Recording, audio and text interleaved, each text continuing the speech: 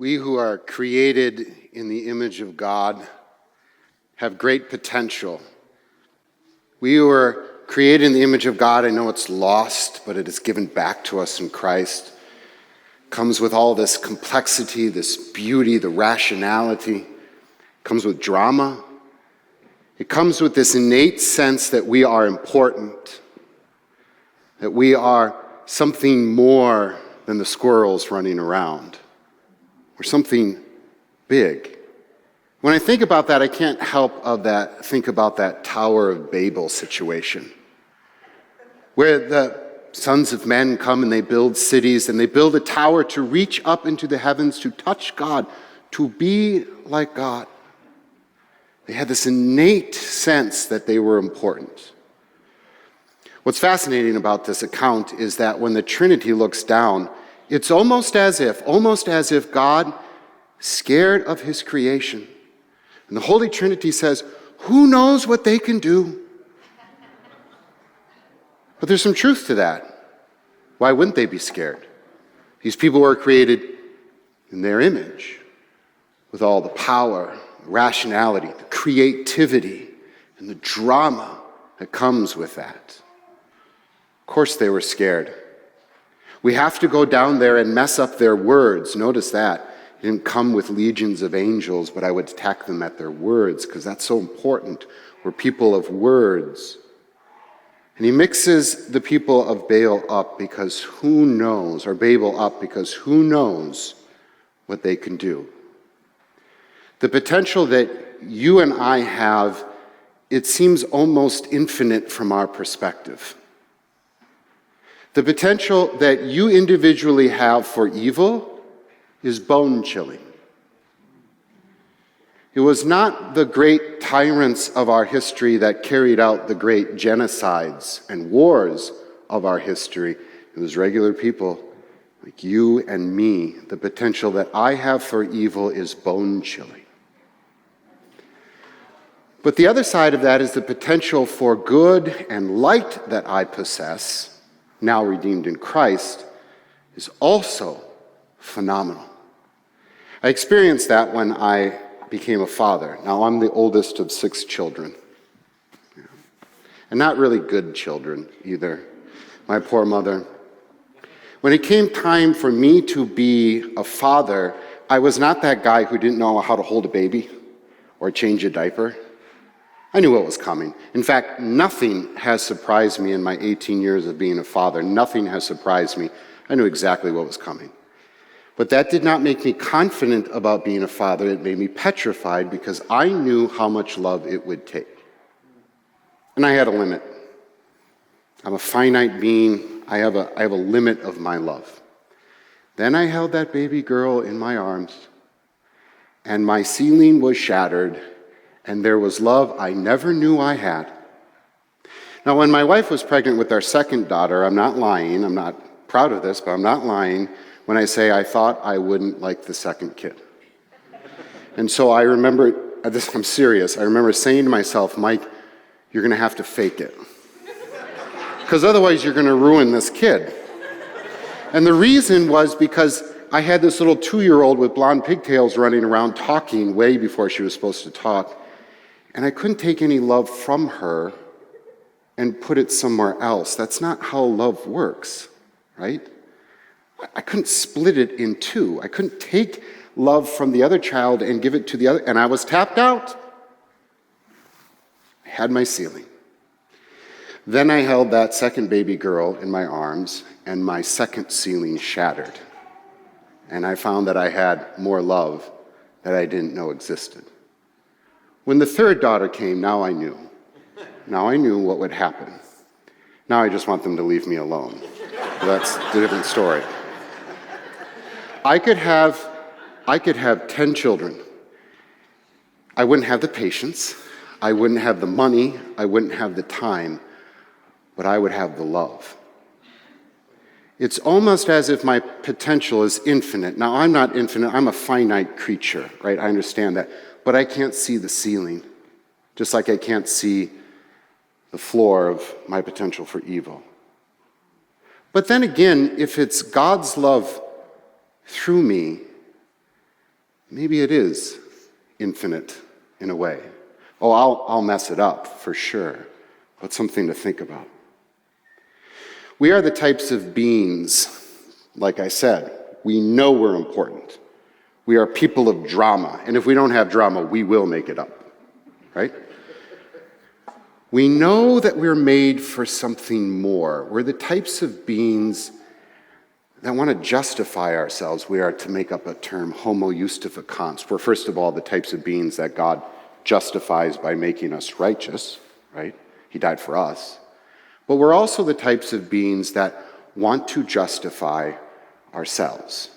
The squirrels don't form unions. The squirrels don't build condos. The squirrels don't lay in the grass at night under a starry sky and wonder what it would be like to go to the moon. We do, and we did something about it. We know that we are great. So we try to justify ourselves, and I would argue that every moment of every day, whether you know it or not, you're trying to justify your existence before man, and whether you admit it or not, before God. It is why you give your resume to people who didn't ask for it. It is why you make sure that your spouse knows that you did 51% of the housework this week. It's why, by the way, why 8th grade boys act the way they do. I know because I was an 8th grade boy once. You know how they pretend like they don't care in school? They do. They don't know it yet, but they're hedging their bets because they know if they try, they risk failure. And they don't want to be devalued. And so they don't try. It's also why 8th grade girls inexplicably want the attention of those 8th grade boys, right? So this explains a lot, that I am constantly trying to value myself, to justify my existence, and it's really a double tragedy because not only can't I do that before God, I don't have to. I don't have to, because Christ justified me. He declared me not guilty. He made me righteous. I am his. There's nothing I have to do. And quite frankly, it's insulting to think that I would have to do something to God. Does God? God must say when we come with our good works to him, and he says, was my love not good enough? This is St. Paul said in Galatians chapter 2, then Christ died for nothing. It's like going up to the cross and saying, thanks, buddy. I'll take it from here. It's kind of insulting when you think about it. It's a double tragedy. So Christ wants to free you from this burden of trying to please you. We think about this when we remember the story of Martin Luther, right? He finally realized that there was not a righteousness from the law, but there was a righteousness outside of him. It was a gift of God. We lost the original righteousness, Adam and Eve, and then the whole story of the Bible is how about God trying to give it back to us? And a lot of times we're going, thanks, but no thanks. And he tries to give us this righteousness back. So Luther finally figures it out, and then there's this question, I think. I imagine him saying, what's a monk to do now? His whole identity, all of his time, all of his energy and incessant prayer, and the canon of the hours of the liturgical day, and all of these good works that were done to please God. If I don't have to do that and I can't do it, what's a monk to do with all of his time and energy? Now that's a little unfair to the monastic system. They did a lot of good works, and Luther was constantly teaching. He wasn't cloistered away. But still, what's a monk to do with all of your time and with all of your energy? You see, there is an ethical reorientation going on. No longer is my ethical orientation going from me to God in this vertical way. God even takes the good works and the praises and the offerings that I give, and he shoves it right back down to me. Now I am in a horizontal ethical orientation with my neighbor. That's where my time and my energy and my love are going to go. This is the doctrine of vocation, where God then is going to take the love that he gives us, and instead of us throwing it back up there as if we were throwing buckets of water, which would just come crashing down upon us, he redirects that love to, for me, my wife, my students, my neighbors. There's an ethical reorientation going on. And it's freedom, because Freedom from sin means that we're righteous, and righteous people are just loving kind of people. And so I'm not just free from this burden, I'm free for something. We got a little bit of problem in America, I think. We think about freedom as freedom from something. I get that. I don't want to be over there, so I'm freedom from something, but then free for what? Fully human being is not just free from something, but free for something. We are free for love. Our ethics have changed. There's a new ethical orientation going on. And so now that I am assured of my standing before God, what's a Christian to do? Well, God says, I'm going to put you on as my mask, and I'm going to use you. And so here we have this concept of the masks of God, where God puts on various masks, and the one that we'll concentrate on today, of course, is vocation. Let's just think about this for a second. This is kind of God's modus operandi. Generally, he works this way. Yes, there's miracles, I know that, but generally he works through the ordinary to accomplish the extraordinary. It's just a drop of water, a bit of bread, a little bit of wine. It's the infinite God clothed in normal flesh. It's just a preacher up there. God continues this modus operandi in everyday life. So you go home and you make Junior a peanut butter and jelly sandwich, and because he's a good little boy, he says, thank you, Mommy, or thank you, Daddy. And because he's a good little Christian boy, he also stops and he prays and thanks God. Well, what gives? Who are you thanking for that PB&J sandwich? The answer is both, because God put on the mask of mom or dad to accomplish a very extraordinary thing.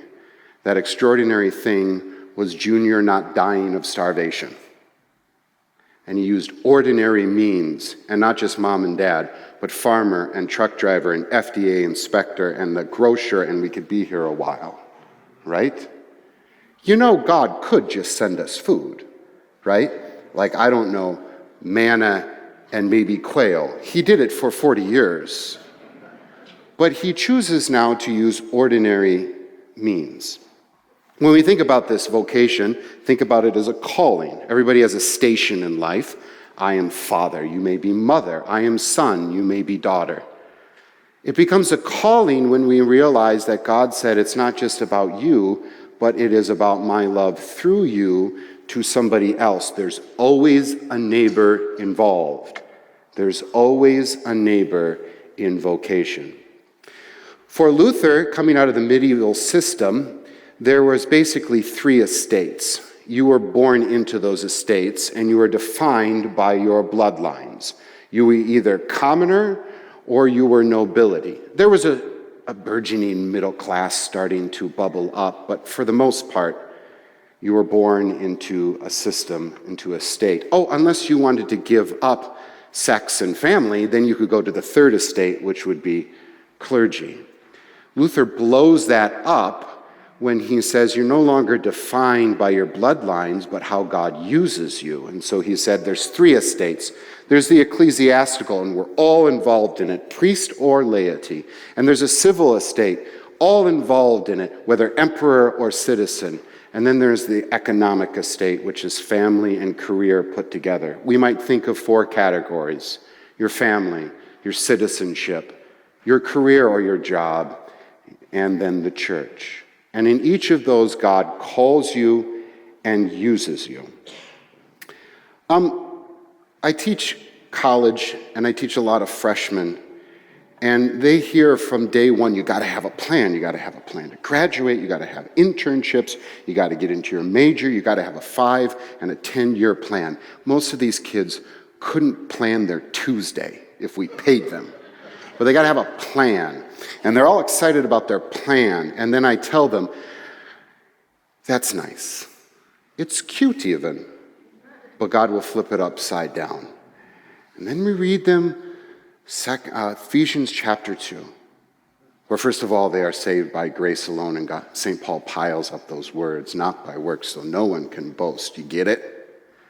And then he says you are God's workmanship, and that he has created good deeds in advance for you. And so I try to get serious, and I say, I don't care about your 5-year plan. That's cute. But God knows that 20 years from now, one of you is going to be putting an IV into somebody and their lives are going to be saved in a hospital you've never heard of. And some of you in 15 years are going to be making decisions in a boardroom that are going to affect thousands. And some of you very quickly are going to be doing lesson plans for children who need to be educated. And some of you are going to build stuff because you're going to quit college, and that's going to be okay because you're going to make more money anyway. And some of you are going to be fixing plumbing, and some of you are going to be putting out fires, and some of you are going to have children, and some of you are going to do all these things that God knew about well before you were even born. He had created this good deed in advance for you so you can be sure. You can be sure in this moment of anxiousness where you don't know the future, you can be sure. So God uses the ordinary for the extraordinary. He even uses freshmen to accomplish great things. When Jesus describes the last day, it's a real curious scene. You know the sheep and the goats thing. And he divides them up, and he says to the sheep, you guys are great. When I was thirsty, you gave me something to drink. When I was hungry, you fed me. When I was in prison, you visited me. When I was naked, you clothed me. And we look around the sheep and go, when were you ever naked? We weren't even there. We didn't visit you. Peter must be saying, I ran away, remember? And he says, whatever you did for the least of these brothers of mine, you did for me.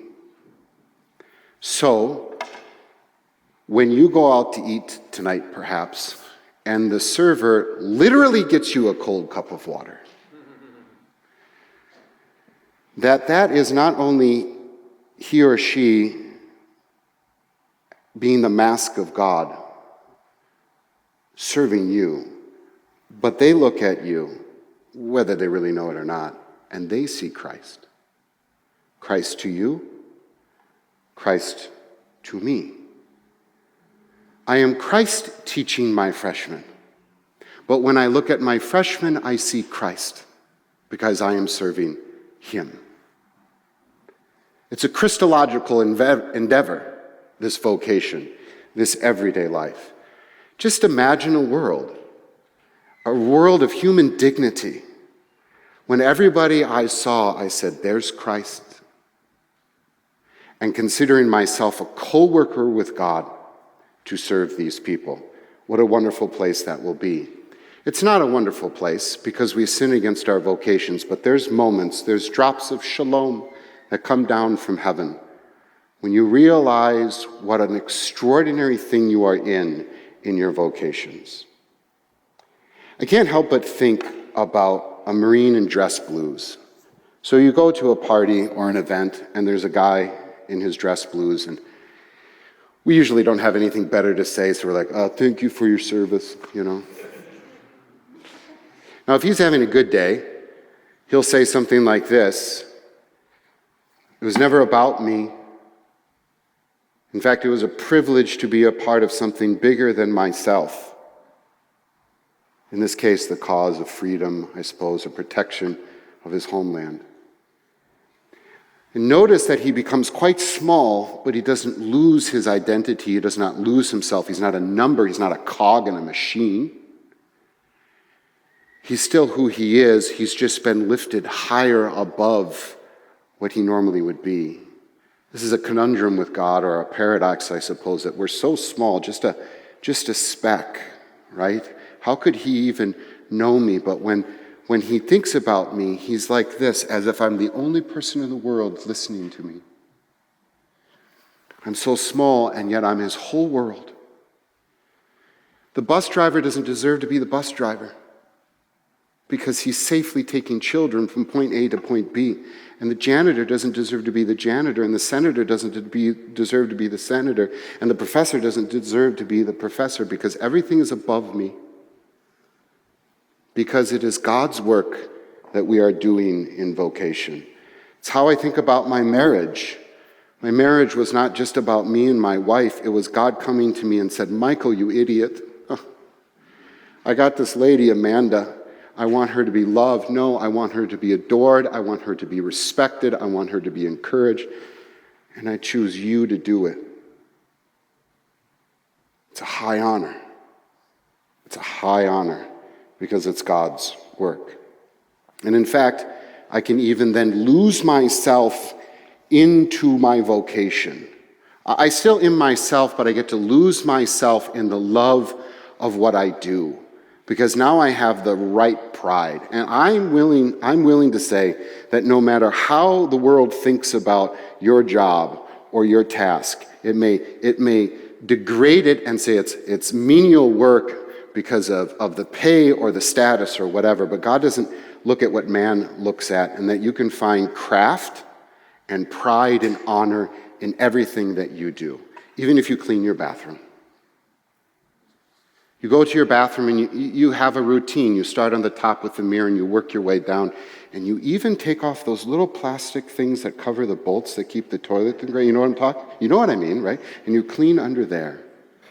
And when you're done and it sparkles, there's a certain amount of pride for it, right? And maybe the kids come and they destroy the place in 5 minutes and nobody said thank you, but God knew what you did and you knew what you did. And that was all that matters. In fact, I would say that if you try to find your justification and your value from anything outside of that it will be a dead end. I totally understand the NFL quarterback that makes $30 million a year and still feels disrespected. I get that. Because I know that if I won 30 Nobel Prizes in a row, that I would only want 31. Because I'm created in the image of God. And there is no award, and there's no salary, and there is no promotion that will scratch that itch. So God flips it all upside down, the ordinary for the extraordinary once again, and says, when you do this, you do it for me and for the good of the world. Why are you chasing after a promotion or a salary hike? It was always going to be a dead end anyway. So let me ask you a question then. Do you have a maid? I asked this to my parishioners when I was a pastor in rural Minnesota, even more rural than Gretchen. Small. And I knew their answer. So I said, here's your answer while you're thinking, I don't get a maid. One possibility is that we don't have enough money. I see the trucks you drive. We don't want to spoil the children, the ones with the iPhones and the ATVs. It's not like the maid has to clean their room. Well, we don't want somebody in our space. We want people in our house and stuff. You just posted 10 pictures of you and your cat cuddled up in your bed. You're an open book. Here's why you don't get a maid. It's because it hurts your pride. Because we do our own work. We don't take handouts from anybody. We're not rich kids with a silver spoon in our mouths. Well, let's take your life, classic middle American life. You come home on a Thursday after picking up the kids. You get home and there's a pile of laundry there that's been there for weeks. Junior's turned his underwear inside out. You look to see outside, but you can't quite see through the window because it's so dirty. You're not quite sure if it was last year or 3 years ago when you actually washed the windows. There's a pile of mail, let alone the emails. But you don't have time to think about that right now because there's a flute recital, soccer practice, PA team. There's probably something at church that we've made up for you to do. And there's all these things you're not quite sure. You'll check the schedule. It'll be another greasy burger for your children who are pent up from the school day and they just need 5 minutes. Now, wouldn't it be nice once a week, heck, once a month when you came home and all of that was done and a proper meal was ready? Would that not help your marriage? Would that help you not snap at the children again? Would that not be better for your checkbook and your waistline? Why don't you do it? Because your virtue in your mind is for the sake of virtue. It's a curved inward way of thinking. Virtue for the sake of virtue, if you want to put it theologically, sanctification for the sake of sanctification. But your virtue is not for you, because you're already virtuous. Your virtue is for your neighbor. Your sanctification is for your neighbor. It doesn't have to be a maid. Maybe have somebody do your oil change or your taxes or something. Help them in their personal economy. Have them serve you in their vocation. You don't churn your own butter, do you? Right? If it's for my family, then why am I not appreciating the monetary gifts that God has given me that I can use for myself and for my family? I think you can get a maid. Here's another thing that you can be sure of is that God got your back when it comes to vocation. We're so individualistic, right? How many of you think that if you don't show up for work the day that the company probably will fall apart without you, right? Maybe it will, I don't know. We're so individualistic, but just think about what it took for you here to be here today. How much effort. Thank you, Lana, right? But not just that, but the city of Las Vegas, people who started this congregation. We got engineers, we got architects, we have the municipality, we got the power line workers, we got the plumbers, we got the carpenters, we got the carpet people, we got roofers. We could be here all day. All of those people in their vocations serving you. The Beatles were wrong. I think it was the Beatles. The love that you give is not equal to the love that you receive. You could never, ever, ever come to the level of the love that God gives to you in these vocations. It's just too vast. And if it is God's love, then what are you worried about? It's kind of like the conundrum of evangelism. Like if you go out there and if you truly believed that it was up to you to save a soul, you'd never get out of bed in the morning because you'd be in the fetal position because that is a burden too much for you. In the same way, if you really thought everything depended on you, you would be too petrified to get out of bed in the morning because you could make a mistake. God has got you covered. You might think of a Venn diagram, so the two circles that overlap. This circle is the love of a grandfather has for a granddaughter, and this circle is the love that a father has for that same little girl. They overlap. Both of them go to the flute recital and the birthday party. But grandfather is grandfather, and father is father. And grandfather sometimes has to keep his mouth shut because he's got to trust that God's got the right guy in the right position. He's not father. He was not called to be father. He has to trust and be sure that it will be okay.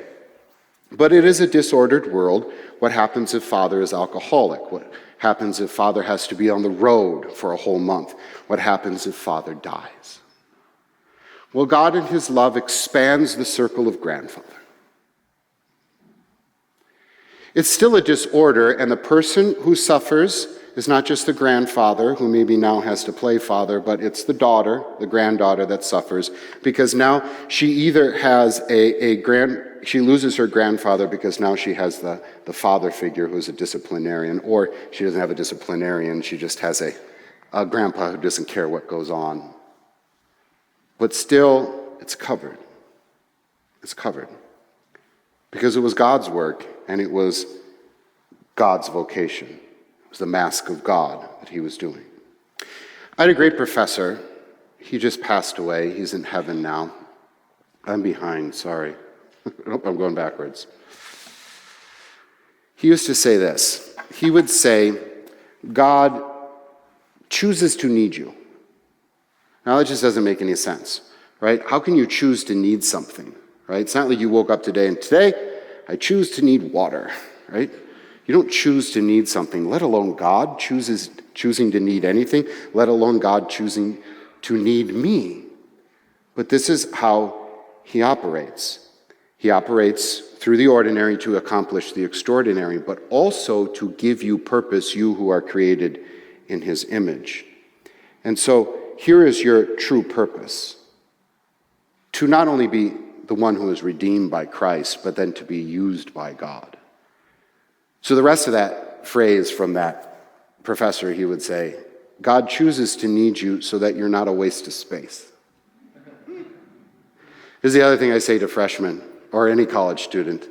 They think they're busy. I go, you have no idea. You'll rise to the occasion. Don't worry about it, but you have no idea how busy life is going to be. But there's one thing worse than being busy, and that's not having a reason to get out of bed in the morning. And God will give you that, and he will give you a vocation, many vocations, a calling to be his co-worker in this world, in his economy of love.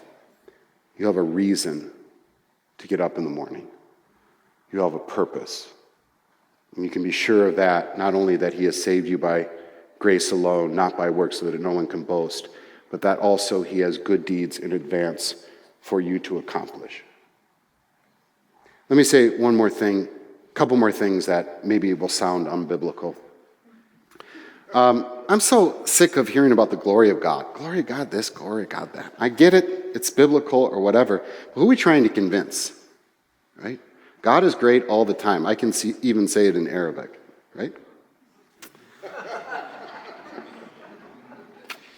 Who are you trying, as if God needed us as his PR directors.